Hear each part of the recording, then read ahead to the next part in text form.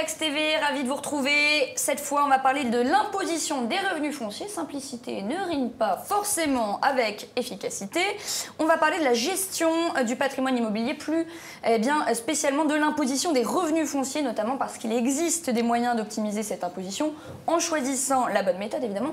Quels sont-ils? Comment faire? Pour évoquer ce sujet, on accueille Franck Rigaudot, conseil en gestion de patrimoine chez Opti Finance. Bonjour. Et Jean-François Minguy, juriste chez Weblex. Bonjour à tous les deux. Alors, pour un propriétaire, encaisser des loyers, ça suppose, s'agissant d'un revenu, de les soumettre à l'impôt, évidemment. Franck Rigaudot, est-ce que vous pouvez nous rappeler comment ces loyers sont imposés? Alors, effectivement, les revenus fonciers est un revenu, effectivement, qu'on doit soumettre à l'imposition sur le revenu. Alors, comme souvent en matière fiscale, il y a d'un côté les plus, de l'autre côté les moins. En plus, ce sont les loyers perçus. En moins, ce sont toutes les charges qu'on peut déduire. Alors, les charges qu'on peut déduire, ça peut être les intérêts d'emprunt, ça peut être les charges de copropriété, ça peut être les taxes foncières, ça peut être l'assurance du prêt, l'assurance de la maison, etc. Et si on fait donc le plus moins toutes ces charges, on arrive à un résultat net qu'on soumet à l'imposition sur le revenu. Donc il s'agit de tenir une sorte de comptabilité des recettes et des dépenses tout au long de l'année, évidemment. C'est un exercice qui peut paraître quand même un petit peu parfois fastidieux. Je me tourne vers Jean-François Minguy. Est-ce qu'il n'existe pas une autre méthode un petit peu plus simple pour calculer le montant des revenus fonciers imposables? Alors oui, en fait, il existe ce qu'on appelle un régime d'imposition qui se veut simplifié. Il a pour nom le microfoncier et qui s'applique à partir du moment où le montant des loyers perçus au cours de l'année n'excède pas 15 000 €.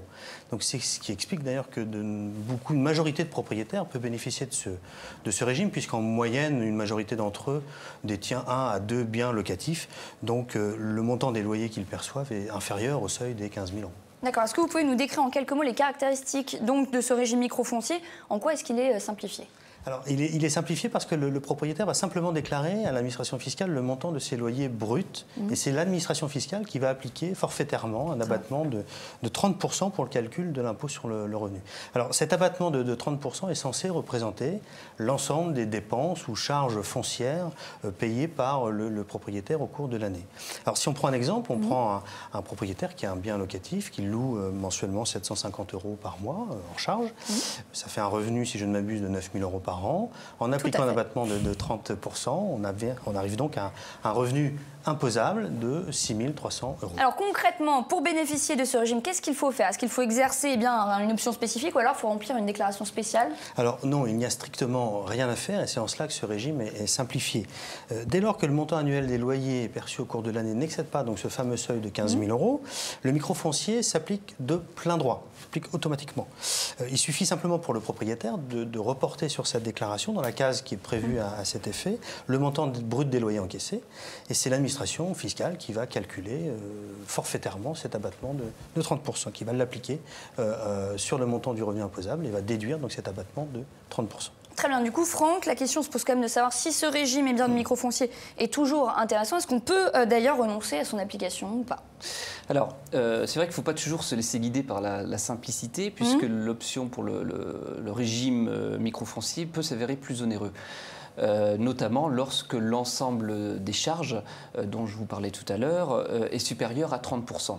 Si on reprend l'exemple de Jean-François tout à l'heure, avec un loyer à 9 000 €, si le contribuable a des charges qui représentent 4 000 €, 9 000 € moins 4 000 €, ça fait 5 000 € soumis à l'imposition. 5 000 €, c'est moins élevé que les 6 300 € qu'on évoquait tout à l'heure. Donc en conclusion, dans quel cas est-ce qu'on a intérêt à renoncer au régime microfoncier? Alors, en règle générale, on opte on utilise le microfoncier, surtout quand on a des biens qui sont déjà financés, où il n'y a plus d'intérêt d'emprunt déductible, et surtout lorsqu'il y a des biens qui suscitent peu d'entretien, peu de travaux d'amélioration, où il y a peu de charges de copropriété, etc.